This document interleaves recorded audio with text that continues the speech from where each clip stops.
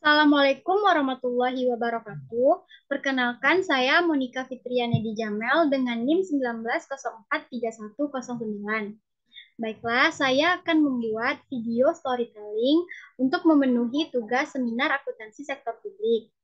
Artikel yang akan saya jelaskan yaitu artikel dengan judul From Rhetoric to Practice: The Case of Spanish Local Government Reforms.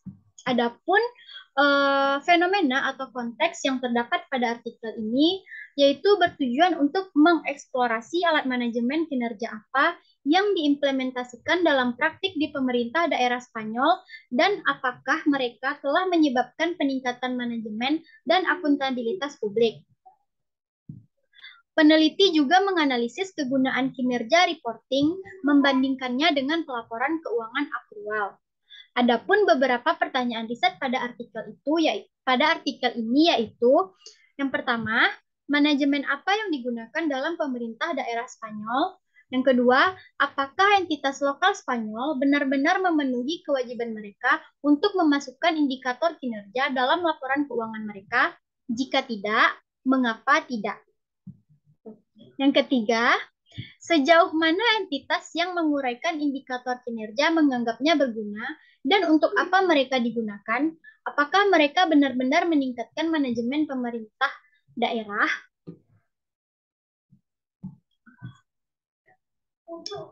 Banyak penelitian empiris telah menganalisis persiapan dan kegunaan langkah-langkah kinerja untuk pengambilan keputusan manajemen dan penggunaan yang dilakukan manajer terhadap mereka.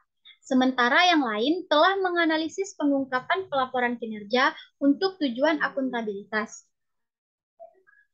Semua studi ini dapat dianggap sebagai menganalisis hubungan antara inovasi dan peningkatan. Sebagian besar literatur tentang pengukuran kinerja untuk pemerintah daerah berasal dari Amerika Serikat, di mana pengukuran kinerja didorong oleh sejumlah organisasi dan asosiasi profesional. Kemudian diubah dengan pernyataan konsep 5, mendorong entitas pemerintah negara bagian dan lokal untuk bereksperimen dengan pengembangan, penggunaan, dan pelaporan langkah-langkah, upaya, dan prestasi layanan. Sejak itu, pemerintah daerah telah bekerja keras untuk mengembangkan inisiatif pengukuran kinerja mereka sendiri. Upaya mereka telah berkembang dengan nama yang berbeda seperti benchmarking, laporan SEA, rencana kinerja strategis, laporan anggaran kinerja, dan langkah-langkah efisiensi. Sejumlah besar penelitian telah mencoba untuk mencari tahu sejauh mana entitas pemerintah negara bagian dan lokal Amerika telah mengembangkan, menggunakan, dan melaporkan langkah-langkah kinerja. Selanjutnya, GASB melakukan penelitian serupa lainnya yang diterbitkan pada tahun 2002 menunjukkan bahwa langkah-langkah kinerja sedang dikembangkan dan dilaksanakan di sebagian besar pemerintah di tingkat negara bagian dan lokal. Selain itu, sekitar 70% setuju bahwa entitas pemerintah telah lebih baik sejak menerapkan langkah-langkah kinerja. Moynihan berpendapat bahwa kesenjangan antara pembongkaran inasi dan penggunaan terjadi sebagian karena tidak adanya rutinitas di mana data diperiksa dan ditafsirkan. Penggunaan aspek tertentu dari pengukuran kinerja dalam organisasi sektor publik mungkin tergantung pada kekuatan relationship antara konstituen dan organisasi itu sendiri. Fungsi yang baik dari sistem pengukuran kinerja tergantung pada banyak faktor seperti kemajuan teknologi, konteks politik, dan alokasi sumber daya. Kemungkinan bahwa data kinerja akan digunakan untuk mempengaruhi operasi ditingkatkan dengan pengumpulan dan ketergantungan pada langkah-langkah tingkat tinggi, terutama langkah-langkah efisiensi, bukan hanya pada pengukuran output, kesediaan pejabat untuk merangkul perbandingan dengan pemerintah lain atau produsen jasa, dan penggabungan langkah-langkah kinerja ke dalam sistem manajemen kunci. Studi ini juga telah memimpin beberapa aspek yang menggembirakan. Misalnya, pemerintah daerah menjadi lebih sadar akan pentingnya sistem pengukuran kinerja yang baik untuk pemerintahan yang lebih baik dan lebih efektif meskipun mereka menganggap bahwa beberapa kesulitan harus diatasi sebelum sistem pelaporan kinerja dapat dikembangkan. Adapun kontribusi dalam riset ini yaitu pengenalan sistem pengukuran kinerja telah dilihat sebagai inovasi yang dapat membantu dan dalam rasionalisasi proses pengambilan keputusan serta akuntabilitas dan transparansi dalam penggunaan sumber daya publik. Kemungkinan untuk pengenalan sistem pengukuran kinerja sangat banyak, yaitu indikator kinerja, proyek benchmarking, sistem anggaran berdasarkan tujuan, sistem manajemen mutu, inisiatif balance scorecard, dan lain-lain. Tujuan riset ini adalah untuk mempelajari implementasi manajemen kinerja di pemerintah daerah Spanyol untuk mengidentifikasi perbaikan yang dihasilkan dari manajemen kinerja dan indikator kinerja. Tujuannya yang secara spesifik yaitu untuk menganalisis alat yang digunakan untuk kinerja dan manajemen keuangan di pemerintah daerah, untuk mengetahui apakah entitas ini telah menerapkan performance indikator dan jenis indikator yang digunakan, untuk menganalisis kegunaan informasi yang diuraikan, untuk membandingkan kegunaan informasi keuangan, informasi anggaran, dan ukuran kinerja, lalu untuk menunjukkan untuk apa ukuran kinerja digunakan, dan yang terakhir untuk mempelajari karakteristik entitas lokal yang telah melakukan upaya yang paling baik. Teori yang digunakan dalam artikel ini adalah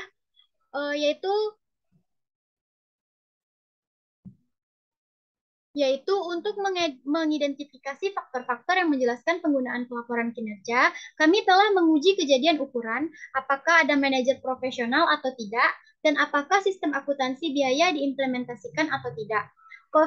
Koefisien korelasi Pearson menunjukkan bahwa tidak ada korelasi antara ukuran entitas dan penggunaan pelaporan kinerja untuk proses pengambilan keputusan atau akuntabilitas.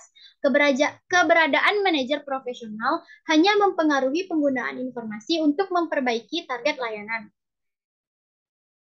Entitas yang memiliki manajer profesional dengan tanggung jawab untuk manajemen tampaknya menggunakan informasi lebih untuk tujuan ini. Akhirnya, penerapan akuntansi biaya tidak menjelaskan penggunaan pelaporan kinerja dan entitas yang telah memperkenalkan akuntansi biaya tidak menganggap informasi lebih berguna daripada entitas yang belum.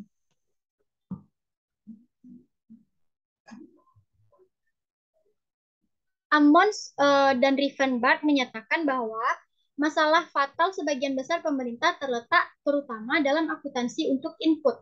Sistem akuntansi biaya di banyak pemerintah daerah, jika mereka ada sama sekali gagal untuk menangkap total biaya.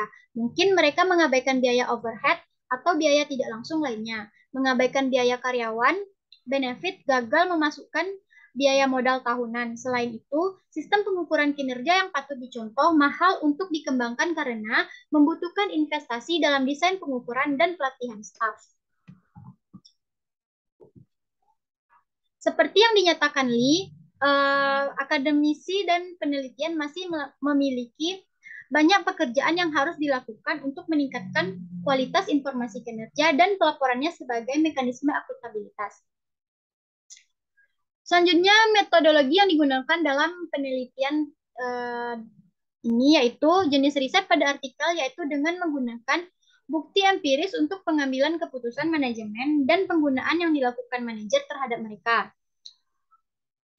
Sementara yang lain telah menganalisis pengungkapan pelaporan kinerja untuk tujuan akuntabilitas. Jenis data dan pengumpulan data yang digunakan yaitu kuesioner dikirim ke Direktur Keuangan Pemerintah Daerah yang meminta mereka untuk memberikan kuesioner kepada manajer umum pemerintah daerah, manajer kualitas, atau pejabat lainnya jika sesuai. Sebanyak 130 kuesioner dikirim ke entitas lokal dengan lebih dari 50.000 penduduk dan 48 balasan diterima. Tingkat respon yaitu sebesar 36,93%. Ini adalah not tingkat respon yang tinggi tetapi sebanding dengan studi serupa lainnya. Teknik analisa data yang digunakan yaitu analisis cluster. Teknik yang mengelompokkan kasus dalam penelitian kami sesuai dengan karakteristik alat manajemen kinerja yang digunakan dan manfaat yang dirasakan oleh Direktur Keuangan untuk menerapkannya. Sejumlah penting entitas berada di kotak 1 di mana organisasi tidak memiliki perbaikan atau inovasi. Adapun temuan dalam penelitian ini yaitu Tingkat dan manfaat dari reformasi telah dinilai terlalu tinggi dan lebih teoritis daripada nyata, situasi yang juga terjadi di negara lain. Peneliti berharap bahwa perubahan yang diperkenalkan dalam kinerja dan sistem keuangan di tahun-tahun yang akan datang akan mengarah pada peningkatan kegunaan informasi ini. Karena sekarang lebih dari sebelumnya perlu untuk meningkatkan ekonomi, efisiensi, dan efektivitas sumber daya publik ketika pendapatan menurun dan pengeluaran terus meningkat. Sistem manajemen kinerja yang efektif diperlukan untuk membantu administrasi publik untuk melarikan diri dari krisis keuangan.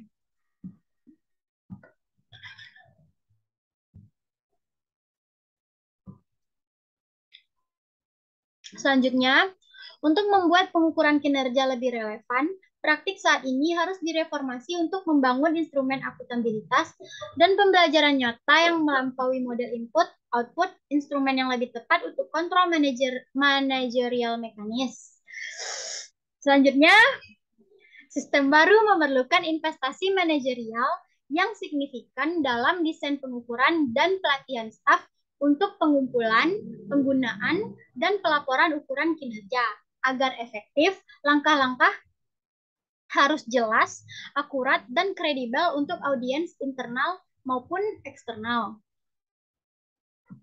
Selanjutnya, entitas harus diyakinkan tentang keuntungan menerapkan sistem pengukuran kinerja dari awal dan harus menunjuk seorang pemimpin untuk mengelola proses. Pengenalan yang efektif dari pengukuran kinerja dan manajemen berbasis kinerja membutuhkan perubahan budaya dan mengambil pemimpin yang berkomitmen dengan keterampilan yang cukup, bersedia untuk memberikan dan menandatangani investasi manajerial dan penghargaan. Peneliti juga berharap bahwa poin yang diangkat dalam makalah ini dapat membantu encourage pengenalan asli sistem pengukuran kinerja dan pelaporan kinerja. Sebagai faktor yang penting dalam memicu inisiatif ini, kita dapat menyebutkan situasi politik dan sosial di mana ada meningkatnya tuntutan untuk yang lebih besar dalam manajemen publik dan kontrol yang lebih besar dari tingkat pengeluaran publik yang tinggi. Namun, ada faktor-faktor yang berdampak negatif terhadap reformasi. Salah satunya adalah adanya budaya yang sangat birokratis, sangat berakar pada administrasi publik, dan bahkan di warga negara, meskipun ini mulai menggantung. Norma-norma budaya tradisional yang beroperasi dalam birokrasi publik dapat membentuk hambatan mendasar dan menantang. Terakhir, manajemen berdasarkan hasil dan tujuan tidak dianggap dalam cahaya yang menguntungkan oleh manajer publik dan ada kurangnya sumber daya dalam administrasi tertentu. Saran untuk riset ini adalah kami berharap bahwa poin yang diangkat dalam makalah ini dapat membantu encourage pengenalan asli sistem pengukuran kinerja dan pelaporan kinerja. Sebagai faktor yang penting dalam memicu inisiatif ini, kita dapat menyebutkan situasi politik dan sosial di mana ada meningkatnya tuntutan yang lebih besar. Kesulitan yang terlibat dalam menanamkan sistem indikator yang valid dan dapat dipahami mungkin menjadi salah satu alasan untuk kesenjangan ini. Pengukuran efisiensi tidaklah mudah. Ukuran yang menghubungkan output ke sumber daya dengan presisi membutuhkan pengukuran output dan input yang akurat dan sulit untuk menghitungnya. Sistem akuntansi biaya mutlak diperlukan untuk menghitung output. Di Amerika Serikat, Amos dan Riefenbach menyatakan bahwa masalah sebagian besar di pemerintah terletak terutama dalam akuntansi untuk input. Berdasarkan artikel yang saya jelaskan tadi, saya dapat mengemukakan ide riset yang berjudul Strategi Peningkatan Akuntabilitas Kinerja Pemerintah Kota Padang. Dengan masalah atau konteks yang terkait yaitu tentang akuntabilitas kinerja merupakan salah satu program utama pemerintah dengan menjadikannya sebagai salah satu dari 3 sasaran reformasi birokrasi. Selain itu, akuntabilitas kinerja merupakan salah satu subindikator sasaran pokok pembangunan nasional yang tercantum di dalam RPJMN 2015-2019, di mana pada tahun 2019, pemerintah menargetkan 50% pemerintah, kabupaten atau kota memiliki tingkat akuntabilitas yang baik.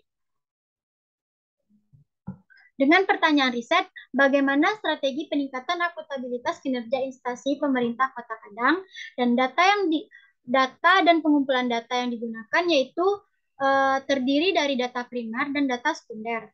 Data primer diperoleh melalui pengamatan langsung dan hasil pengisian kuesioner.